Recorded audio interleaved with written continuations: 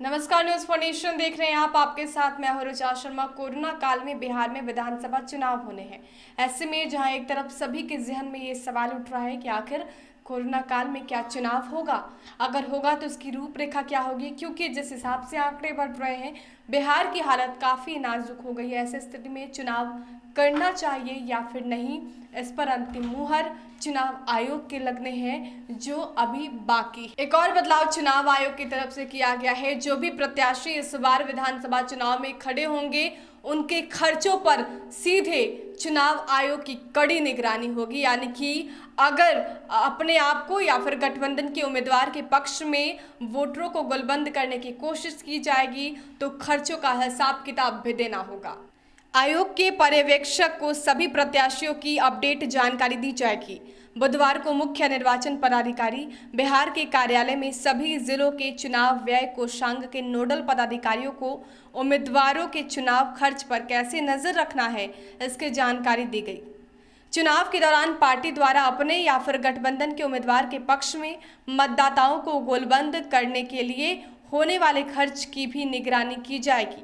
सभी नोडल पदाधिकारियों को चुनाव के पहले फ्लाइंग स्क्वाड के गठन और निगरानी को लेकर अलग अलग कोषांग का गठन कैसे होगा, इसकी जानकारी दी गई। प्रशिक्षण कार्यक्रम के दौरान 2 सत्रों में सभी जिलों के नोडल पदाधिकारियों को चुनाव से जुड़े नियमों की बारीकी बताई गई। आधिकारिक सूत्रों ने बताया कि स्वीप यानी कि systematic voters education and electoral participation से जुड़े कोषांग के नोडल पदाधिकारियों को मतदाता जागरूकता को लेकर भी प्रशिक्षण दिया जाएगा।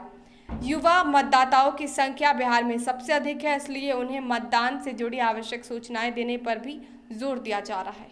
हालांकि इससे पहले भी कई बदलाव किए गए। पहली दफा ऐसा किया गया कि जो भी उम्मीदवार अगर क्रिमिनल बैकग्राउंड से आते हैं तब जो पार्टी उन्हें टिकट दे रही है उनको पूरा ब्यौरा देना पड़ेगा, पूरी जानकारी देनी पड़ेगी।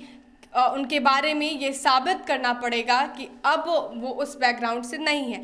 तो ये तमाम चीज़ें हैं, तमाम चेंजिंग है जो कि चुनाव आयोग की तरफ से किया जा रहा है। हालांकि इसको लेकर जहां एक तरफ जेडीयू बीजेपी ने कमर कस ली है, पूरी चुनावी तैयारी जो है वो हो रही है। इसी समर में तेजस्वी यादव भी कूद पड़े हैं। तेजस्वी यादव ने भी ऐलान कर दिया है कि 26 जुलाई को वर्चुअल मीटिंग करेंगे, अपने तमाम कार्यकर्ताओं से जुड़ेंगे, आगे की रणनीति पर चर्चा करेंगे। इसके साथ उन्होंने युवाओं को स्पेशल टास्क भी दिया है।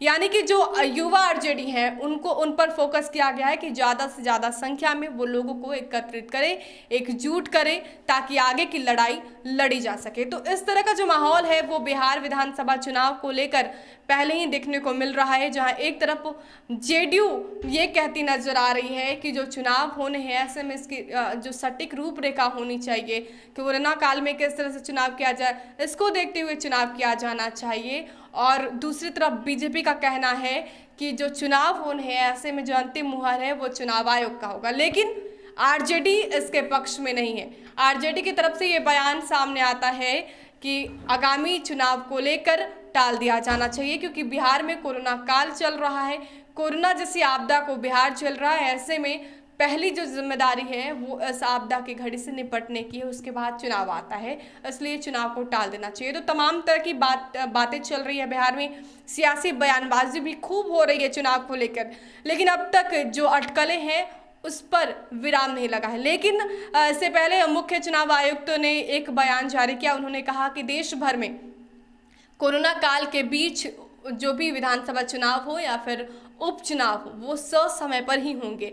जब से उन्होंने ऐसा बयान दिया तब से सभी पार्टियां ये समझ गई है कि शायद ये संकेत है कि विधानसभा चुनाव समय पर ही होगा, जिसके बाद तेजस्वी यादव ने भी डिसीजन लिया और सभी पार्टियां पूरे दमखम के साथ चुनावी मैदान में उतरने के लिए तैयार हो गई हैं। देखना दिलचस्प होगा कि चुनाव होते हैं तो उसकी रूपरेखा क्या होती है। देश और दुनिया के तमाम अपडेट्स के लिए हमारे साथ बने रहिए और देखते रहिए न्यूज़ फॉर नेशन। नमस्कार।